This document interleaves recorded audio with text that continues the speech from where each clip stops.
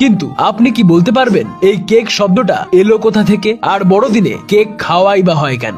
বলছি, বড়দিনে কেক খাওয়ার রীতি মূলত ইংরেজদের, কিন্তু তখন সেটাকে কেক বলা হতো না, বলা হতো প্লাম পারিস। শুকনো ফল, মশলা এবং মধু মিশিয়ে তৈরি হতো এই প্লাম পারিস। আসলে ক্রিসমাসের ঠিক আগের দিন ইংরেজদের উপবাস করার নিয়ম ছিল।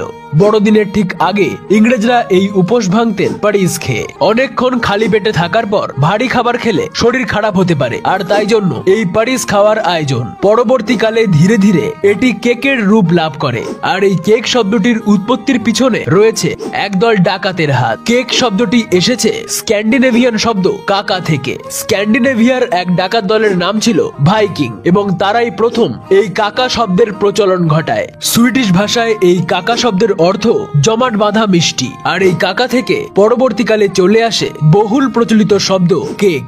সবাইকে বড়